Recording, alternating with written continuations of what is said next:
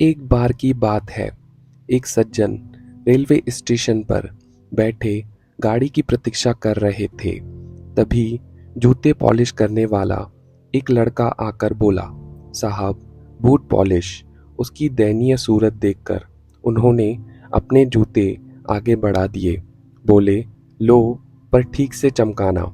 लड़के ने काम तो शुरू किया, परंतु अन्य पॉलिश वालों की तरह उसमें स्फूर्ति नहीं थी। वे बोले, कैसे ढीले ढीले काम करते हो, जल्दी जल्दी हाथ चलाओ। वह लड़का मौन रहा।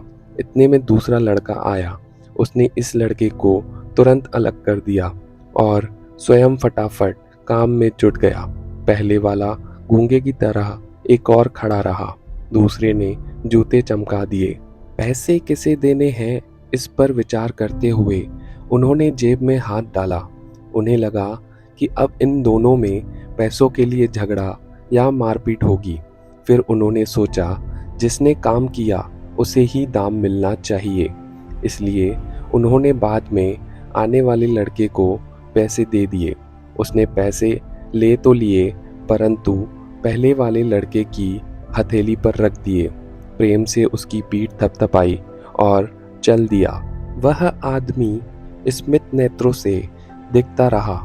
उसने लड़के को तुरंत वापस बुलाया और पूछा, यह क्या चक्कर है?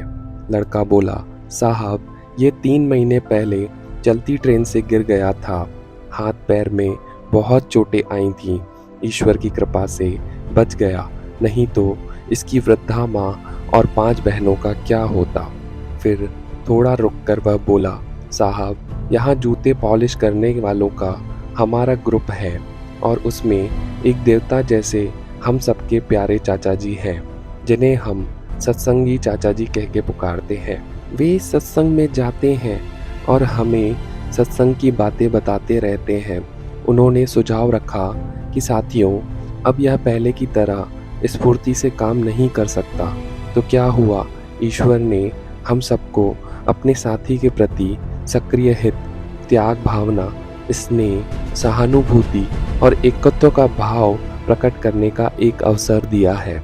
जैसे पीठ, पेट, चेहरा, हाथ, पैर भिन्न भिन्न दिखते हुए भी एक ही शरीर के अंग हैं, ऐसे ही हम सभी शरीर के भिन्न भिन्न दिखते हुए भी एक ही आत्मा है।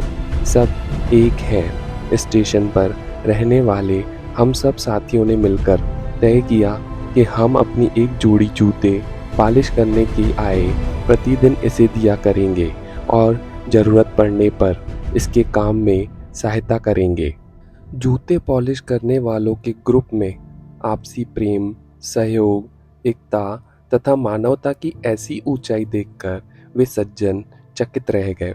एक सत्संगी व्यक्ति के संपर्क में आने वालों का जीवन मानवीयता, सहयोग और सहृदयता की बगिया से महक जाता है।